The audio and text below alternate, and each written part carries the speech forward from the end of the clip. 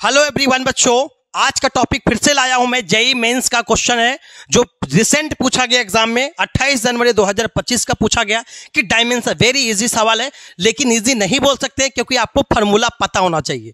जब तक आपको फार्मूला पता नहीं हुआ, जब तक ये सवाल वेरी डिफिकल्ट है। कैपेसिटेंस का पूछा है कि आप डायमेंशन बताइए।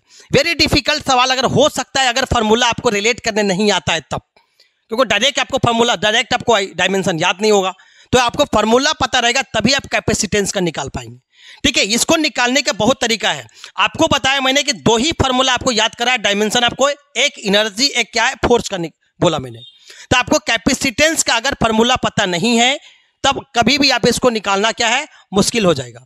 तो हम एक बेसिक इसको बनाने के बहुत तरीका हो सकता है, लेकिन अगर हम जानते हैं डायरेक्टली हम फार्मूला जानते हैं क्या, अगर निकालना चाहेंगे तो एनर्जी क्या होता है, ये एनर्जी का फार्मूला क्या होता है, कैपेसिटेंस क्यू स्क्वायर अपॉन क्या होता है, 2c होता है। क्या होता है, Q square upon 2c।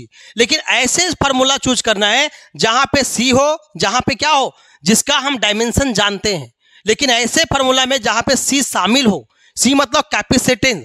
Capacitance की अगर बात की बच्चा, इसको डिनोट इस तरह से करते हैं, कैपेसिटेंस इक्वल टू का साइन जैसा दिखेगा। क्योंकि यहाँ पे कैपेसिटेंस होता क्या है, यहाँ पे चार्ज क्या होता है, ट्रांसफर होते हैं, ये कैपेसिटेंस में होते हैं। ठीक है, अभी जानने जा रहे हैं कि इसका डायमेंशन कैसे निकालेंगे। तो E बराबर क्यू स्क्वायर अपन क्या होगा, 2c होगा। तो 2 का कोई डायमेंशन यहाँ बच्चा क्या होगा, नहीं होगा।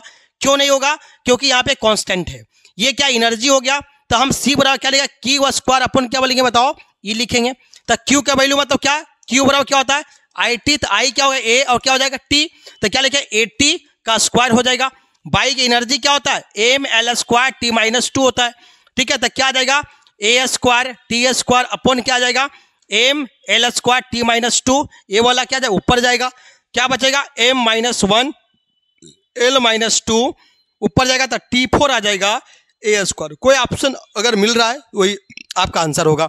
क्या बताओ, m-1 l-2 t4 a square. Option में क्या है, सी है। तो कैपेसिटेंस का वेरी आसान सवाल हो सकता है, अगर आपको पता है 12th में है तो आपके लिए बहुत आसान सवाल है। लेकिन सोचिए कि डायमेंशन निकालना है तो सोचिए कि वैसे फार्मूला चूज करें जिसका डायमेंशन पता है। जैसे एनर्जी का आपको पता है, फोर्स का पता है, तो आप इसके आधार पे जो है आप सवाल को बना सकते हैं।